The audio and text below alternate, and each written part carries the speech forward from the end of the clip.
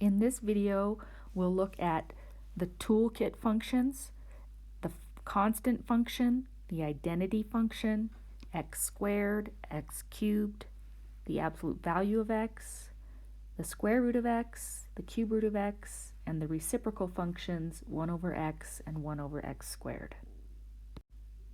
Our first toolkit function is the constant function, and the constant function, remember, f of x is the same as y, so it's like saying y equals 3. And what you want to remember is that this is going to cross the y-axis at 3, like this graph does up here. Now the other functions all have something in common.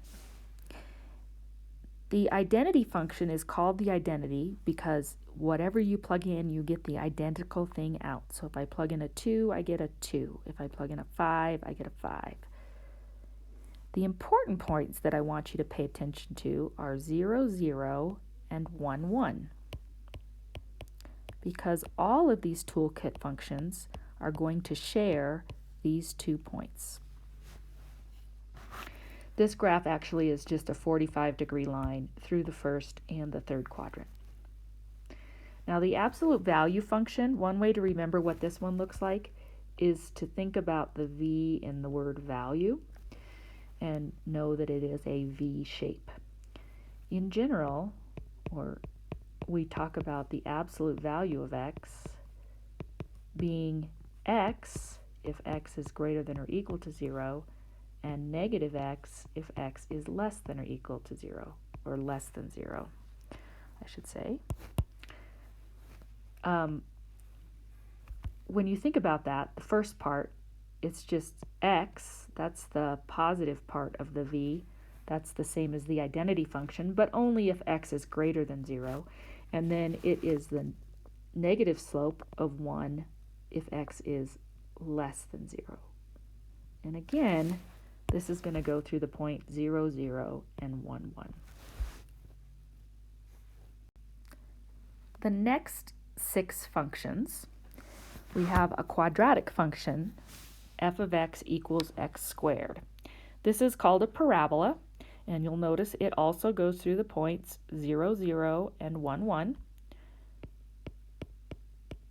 And that's just a basic quadratic.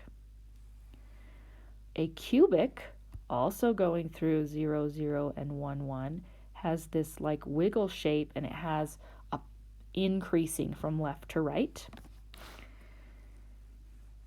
The reciprocal function, this one's a little different. It doesn't go through 0, 0, it goes through 1, 1, but 0, 0 is kind of a center point. So if we want to move this graph around, shift it up, down, left or right, we can shift from that center point 0, 0.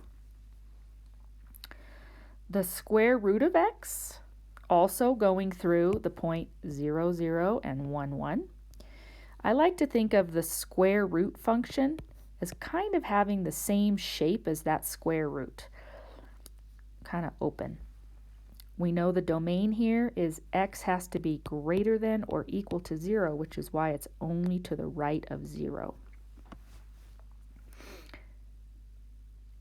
F of x equals the cube root of x is going to also go through 0, 0, and 1, 1. And it's also going to be increasing from left to right, but it's going to kind of be that wiggle on its side. And then the reciprocal squared function also goes through 1, 1, and 0, 0 is kind of our center point. And because no matter what we plug in for x here, our value is always going to be positive, it's kind of like the 1 over x where the negative portion has been flipped up, so they're both positive. Okay? So those are the toolkit functions. And what we're going to do is learn how to move these functions around. So for example, if I have f of x equals x squared plus 1, then I know that it's going to be that basic parabola. This is my toolkit function, and we're just going to shift it up 1 unit. So that means my vertex, which was at 0, 0, is now at 0, 1, and I'll go up 1 over 1, and I'll be able to sketch the graph. So more on in a future video.